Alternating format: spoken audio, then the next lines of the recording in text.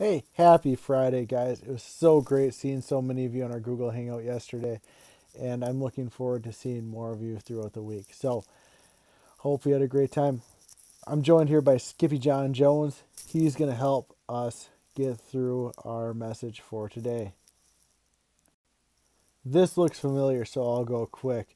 We're talking about making sure that you look on Monday for the new IXL things. I'll have a new IXL stuff for math with some links for you. Hangout, always on Thursdays at 10. Look forward to seeing you, and we can do another scavenger, and I'll try to have some jokes for you. Lunch, breakfast up at the high school, good stuff. Make sure you hit that off. Friday's a hot lunch day, so make sure you get up there. Um, Message me if you have any questions. I like hearing from you guys and your parents, so make sure you send me a message, email, any of those things. Make sure you're staying safe and staying home. Academic wise, I know this gets old, but I want you guys to pay attention because this is really important stuff. Math, make sure you're doing that project. Just 15 minutes a day. It isn't that long. Do that. That'll really help and keep those math skills maintained so that you're ready for fifth grade. So 15 minutes and your IXL. I have the video on there. There'll be a new one on Monday. Do those. It's going to help you. Reading, make sure you guys are doing AR. Keep reading those books. Do those things that you need to do. IXL from Miss Sommerfeld, also very important. Social studies, I haven't got as many as I'd like. Make sure you send me a message if you haven't. Check that out for social studies. It's really important. It's a big message. It's really helpful. Check it out. I want to hear from you. So check that out. And then you've got the message from the specialists. Here's the math things I sent out for IXL. I sent it out on Monday, and there's a whole video explaining every single thing, or a video from somebody else explaining everything, as well as me. So take a look at those. I want you guys to make sure you're really trying your best. If you have any questions other than those, please let me know. I'd be happy to answer any of those. So take a look at these and the videos that I posted in Dojo. And if those don't explain it, please let me know. I'd be happy to help you. And now we continue reading Shredderman, Meet the Gecko. This is the third one. If you remember, we got a little introduction, a lot of just review of things that happened with Nolan, now that his parents and Mr. Green know that he's Shredderman, and that he has got something in common with Bubba Bixby. They are both really big fans of the show The Gecko and Sticky. The last chapter kind of gave us a little insight into what that show is kind of about, but yeah, so this is Sticky, the Gecko, and then The Gecko is a show. And we'll read a little bit more about Nolan having the opportunity to meet the actors of that show. So, Chapter 3, Secret Knock. I've never had a big party for my birthday. My mom tried to make me have one last year, but I couldn't figure out who to invite. Trinity Althafer is the only person who's halfway nice to me, but she's a girl. Besides, she's into horses, not computers, or math, or science. Now that I think about it, I have more in common with Bubba Bixby. Scary. My parents always gave me a really great present for my birthday, though. That's how I got my digital camera, and my scanner, and my bike. They always take me someplace cool, too, like bowling, or an arcade, or once even to a theme park. I love roller coasters. All those lateral G's, vertical G's. Think about the science involved. Roller coasters employ gravity, centrifugal force, momentum, acceleration. They're amazing. The wildest roller coaster I've ever been on had 5 loop-de-loops and 7 inline twists. I thought for sure I was going to die. My head was dizzy. My body was shaking. My stomach kept flying up into my ears. But it turns out 12 inversion on a roller coaster was nothing compared to meeting the Gecko. My stomach was so topsy-turvy, I thought for sure I was going to barf. And that was before my dad picked me up at school. I didn't tell anyone at school where I was going. I was dying to. But now that I knew that Bubba wanted to meet the Gecko, it was way too dangerous to talk about. If Bubba found out, he would want to pound me. The only person I could have told was Mr. Green, but he was in Oregon visiting his brother who was having a heart operation, so I kept my mouth zipped at school. But it was hard. And when the release slip came from the office and our substitute, Miss Newby, told me I could go, I tripped over my feet and my seat and molecules of thin air racing out of there. My whole body felt like I was going to burst. On the drive over, my dad let me sit up front with him. I wouldn't exactly call it sitting though. I was It was my turn to bounce around. As we got near Old Town, Dad said, "Hey champ, take a deep breath, okay? He's just a guy." I tried, but my lungs were closed up tight. "You got your camera, right?" I nodded. "And your poster for him to sign?" I nodded some more. "So relax. He'll like you fine."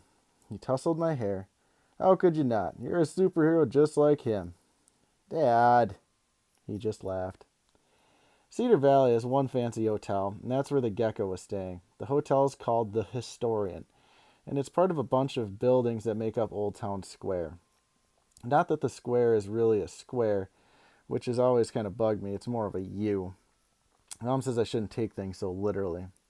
Dad says I should look at the park area in the middle of the U because it's a square. I say they should quit calling it something it's not, or build a fourth side. Anyway, all the buildings in Old Town are wooden and connected with a big, wide, creaky sidewalk. The Historian is wooded too, only it sticks way up in the sky. It's 7 stories tall. We drove past, we could see the people setting things up outside the hotel. There was a giant scissors crane, rolling dollies, big silver reflectors, lights, cameras. Pretty soon there would be action. I was looking all around for the gecko. Was he there? Dad was leaning across me, looking out my window too. "Do you see him?" "Not yet, do you?" "Nope. Looks like they're going to be setting up. I think he comes out when they're all ready to shoot." The car behind us honked. We stopped in the middle of the street, and since you're not allowed to park cars in front of Old Town, we drove around the corner to the parking lot. A whole section of it was blocked off for semi-trucks and moving vans and trailers and limos. The place was packed. "What's all that?" I asked. "Movie equipment, I suppose, and trailers for the stars, maybe?" He smiled at me. "I'm just guessing, Nolan. This is a first for me, too." Wow. I hung my head out the window and looked ahead as Dad got closer. "Do you think the gecko's in one of those trailers?" "Maybe so. But I was told to go to the hotel, so that's where we're going to do."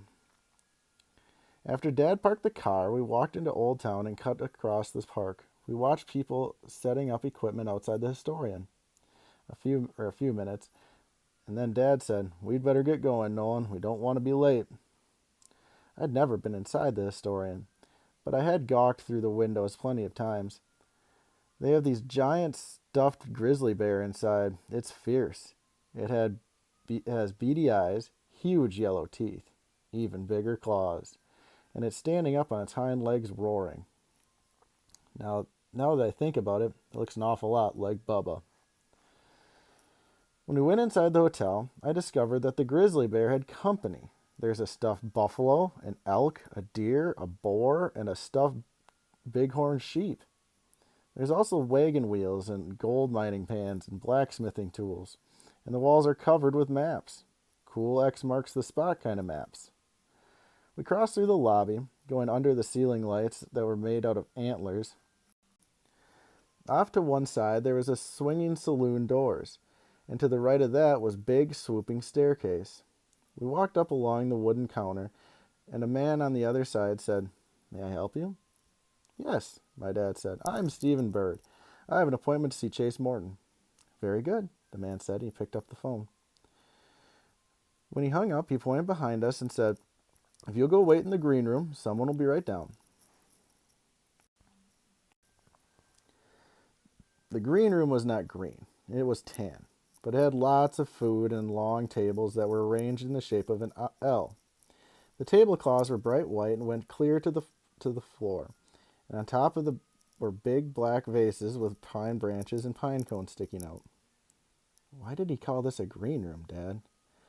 That's just what they call the hospitality room, champ. Not sure why. Dad spotted a big steel coffee urn. I spotted a big stack of cookies. Peanut butter. Yum. After a little while, a lady with red hair came in and said, "Stephen Bird?" Dad said, "That's me."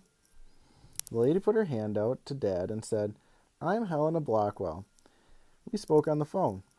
Dad shook her hand and smiled. "A pleasure to meet you. This is my son, Nolan." "Well, hello, Nolan," she said. "I hear you're a fan of the show." I gulped. I nodded. My tongue tried to drive down my throat. She chuckled, then said, "Well, come on up. Chase wants to conduct the interview in his suite." We rode the elevator up. I watched the floor numbers lights as we were boosted higher and higher. 2, 3, 4, 5, 6, 7. Ding! Top floor! The doors clanged back, and we followed Helena Blockwell down the hall. We turned a corner and went down another hall, and then another. The doors started having numbers and names. Room 724 was named Wagon Wheel. Room 727 was Gold Nugget. Room 730 was Prospector's Dream. At the very last door, where we stopped, room 733, was Eureka. Then Helena Lady did a secret knock on the door. She did it soft. She did it quick, but it was recognized as an easy mathematical progression. 3, 2, 1. I knew the gecko's secret knock. We heard a voice call, "Come in." It was time to meet the gecko. Chapter 4. Meeting the Gecko. It was dark in the gecko's room, and cold. The henna lady said, "Chase, this is Mr. Bird and the reporter from Cedar Valley Gazette, and his son, Nolan. Nolan's the boy who's having a birthday today, remember?" "Cool," the gecko said, and he didn't even look up. He was sitting cross-legged on his bed, his thumbs attacking the buttons of a PlayStation controller. I checked him out for a minute. He looked just like he does on TV. Then I checked out the television that was sitting on a big wooden cabinet in front of him. "Tekken 3, I asked. "I love that game. It may be old, but it's still my favorite." "You have it at home?" He still didn't take his eyes off the TV. He was too busy wailing on his opponent with flying kicks. "Nah, my parents won't give me a PlayStation." He took a split second to look at me. "That's cold." I didn't want to embarrass my dad, so I said, "It's all right." I watched him battle and said, "Yoshimitsu is my favorite character too. Gunjack's better on blocking, and the way true ogre's breath fire is way cool. But Yoshimitsu's got the death copter trick, and he can do backflips. I love backflips." "Backflips?" he asked. "How do you make him do backflips?" I almost said, "You don't know how to do backflips," but instead I caught myself in the nick of time. Instead I said, "You tap the back button 3 times really fast." He tried it, but it didn't work. "How?" he asked and handed over the controller. "Like this, see?" I said, and I tapped the buttons until Yoshimitsu started doing backflips. "Wow!" I handed the controller back to the gecko, sent Yoshimitsu backflipping like crazy. "Now try the death copter trick," I told him, "before Gunjack gets you." "Hoo hoo hoo!" he laughed, making Yoshimitsu's sword spin like a helicopter blade. He flew Yoshimitsu out of danger and wailed on Gunjack on his way down. "I won!" he cried. "That's way cool." Hannah Blockwell cleared her throat and said, "Chase, you're scheduled to give Mr. Bird an interview, and we do have to get it done before they call for you." "Aw, Hannah," he said. And he jumped up and got a second controller from behind the TV. "Let me play the kid one game, okay?" He grinned at me and said, "It's his birthday, right?" Hannah looked at him, then me, then Dad. Dad smiled and said, "I don't mind. It would absolutely make Nolan's day." She sighed and said, "One game, Chase. One. You're on a pretty tight schedule today." In all my wildest dreams, I could never have pictured it. Me sitting next to the gecko, battling him in Tekken 3, beating him in Tekken 3. This was the best birthday ever. Before the second battle, I showed him some tricks. He still didn't beat me, so on the third game, I held back. I didn't want him to be mad at me. After the third game, Hannah turned off the TV and said, "Come on, boys, time to get to work." "You're good," the gecko said to me. "And you don't even have a PlayStation?" I shrugged. Dad and Mom made me take me to Mother Lode's Pizza sometime. They've got Tekken 3 game there. Still, he faced Dad and said, "Cool kid you've got there." Cool? The gecko thought I was cool? Wow. "Thanks," my dad said. And boy, he was smiling. "So fire away," the gecko said. "What do you want to know?" Hannah glanced at her watch and said softly, "I have to check on a few things. I'll be back in 20 minutes, Chase." When she was gone, Dad opened his notebook and said, "So, what's your first impressions of Cedar Valley so far?" The gecko shrugged. "Pretty cool, I guess. Small." Dad nodded. "Cool trees. Cool town square." He grinned at me. "Cool kids." He moved over to the couch and kind of sprawled out. "Truth is, I've mostly been learning my lines. I hate going out." "Why's that?" Dad asked. "'Cause every time I go out, some jerk sticks a camera in my face. Next thing you know, I'm on the pages of the Star Gazette or Idlewatch with some insane story about how I'm a criminal, or an idiot, or an alien, or something." "Really?" I asked. "Yeah, really. Like one time they caught me stretching and yawning at a restaurant, and the next day I know they've got me in the paper with the headline, 'Teen Heartthrob Goes Berserk.' The story said I was thrashed around destroying things in the restaurant." "No way." He laughed. "Oh, way. One time it was Gecko Tortures Turtles. I was just, animating this little kid's turtle for him, but they made it look like I was tearing his turtle arms off. The next day, all these animal rights activists showed up at our location with picket signs. I told them I hadn't tortured any turtles, but they just got more pictures of me and made more lies. One time, they even had my head attached to a big sumo body with some total lie story about how I was killing myself with candy bars." "Wow," I said. "I can't believe they get away with that." "It's crazy," he said. "There's one guy in particular that's like obsessed with following me around." "A reporter?" Dad asked. "Yeah, some jerk named Joel Bowl." "Joel Bowl?" my dad said. "That can't possibly be his real name." "It is, believe it or not, but everyone calls him Joel the Mole, or just the Mole, because he's creep looks like one." "A mole?" I asked. "Yeah, he'll do anything for his story. He lies and badgers and just gets in your face. He does outrageous stuff too, like planting dog poop outside your hotel room so he can get a picture of you stepping in it and grossing out. Or he'll climb up your window so he can take pictures of you in your boxers. You name it, he's willing to do it." "That's unbelievable," my dad said. "That's nothing. He does illegal stuff too. Criminal stuff. Like starting fires or breaking and entering," or he shook his head. "Like I said, he's done it all." "Sue him," I cried. The gecko laughed. "Believe me, I've tried, and lots of people have sued him, but he's still out there making up lies. No one can actually ever pin anything on him." He turned to my dad and said, "Anyway, we should get back to the interview, or Hannah will be all over my case." So Dad ran down a bunch of questions. Boring questions. Like about where he grew up and how he liked being a celebrity and what he did in his free time. Did he have a tutor for school? Did he see himself as a role model? What advice would he have to give to kids?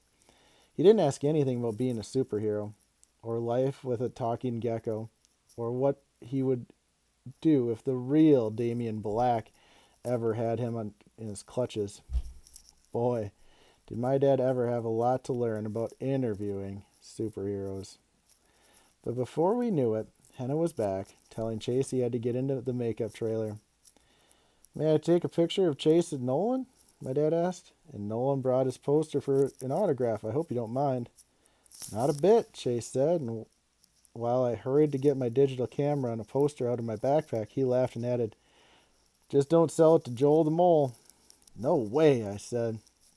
He signed my poster and then put his hand on my shoulder while Dad took aim with my camera and said, say cheese. Nah, Chase said. Say buy a PlayStation. We both laughed and Dad clicked, and after we said a million thank yous, Dad and I left.